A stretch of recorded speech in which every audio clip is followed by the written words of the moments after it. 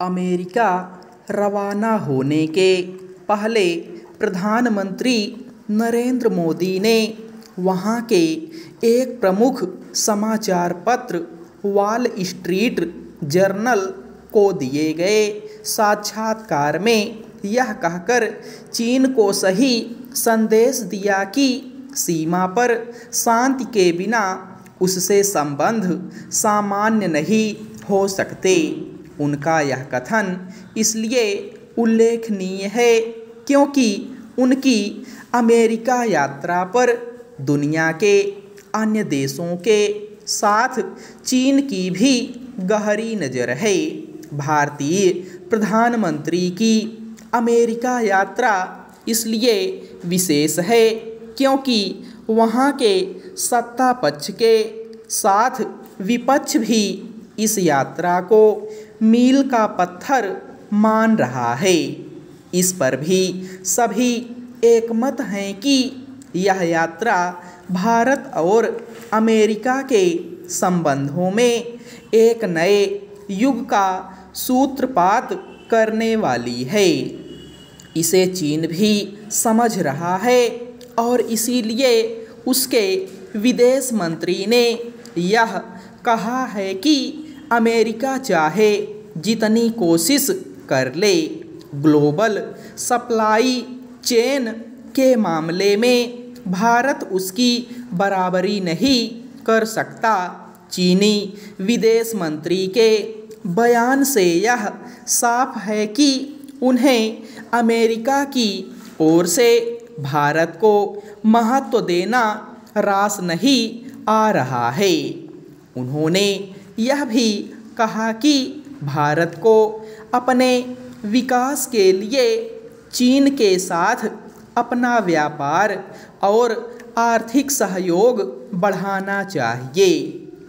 इस शरारत भरे विचार को देखते हुए भारतीय प्रधानमंत्री की ओर से चीन को यह संदेश देना आवश्यक हो गया था कि सीमा पर शांति कायम होने के बाद ही उसके साथ रिश्ते सामान्य हो सकते हैं। वैसे तो यह बात विदेश मंत्री एस जयशंकर राष्ट्रीय एवं अंतर्राष्ट्रीय मंचों पर बार बार कहते रहे हैं, लेकिन गलवान में चीनी सेना के साथ खूनी झड़प के बाद संभवतः यह पहली बार है जब प्रधानमंत्री ने भी चीन को यह संदेश दिया कि सीमा विवाद को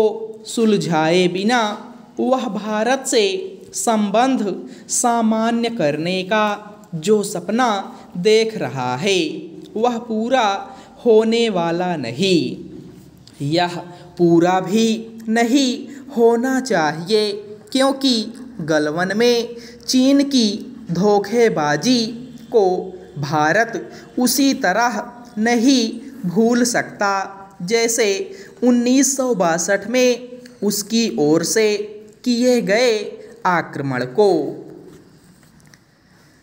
चीन को यह समझना होगा कि भारत उसके इस कुटिल इरादे को भांप गया है कि वह सीमा विवाद को यथावत रखकर संबंध सामान्य करना चाहता है। चीन के इरादों को देखते हुए यह आवश्यक ही नहीं अनिवार्य है कि भारत चीनी वस्तुओं पर अपनी निर्भरता कम करने के प्रयासों को गति दे।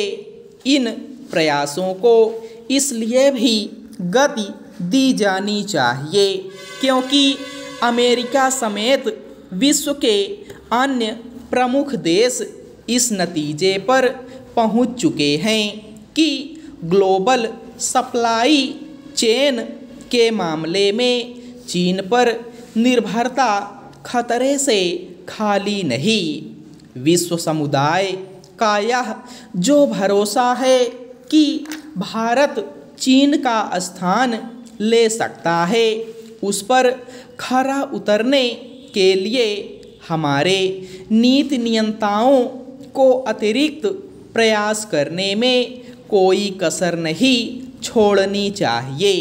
चीन से दूरी बनाने और उस पर भरोसा न करने में ही भारत का हित है।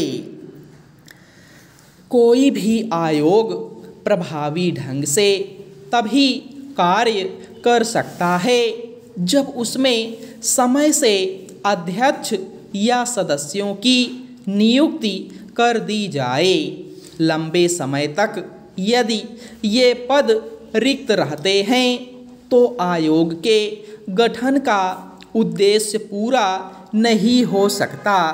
राज्य महिला आयोग में पिछले 10 माह से अध्यक्ष पद की कुर्सी खाली होना उत्पीड़न की शिकार महिलाओं की पीड़ा को बढ़ाने वाला है, क्योंकि जब प्रशासनिक स्तर पर उनकी सुनवाई नहीं होती तो यह आयोग ही उनका सहारा बनता है। यह अचरज की बात है कि महिला आयोग में अध्यक्ष ही नहीं, उपाध्यक्ष के दोनों पद और 25 सदस्यों के पद भी खाली हैं और राज्य सरकार ने इसे गंभीरता से नहीं लिया।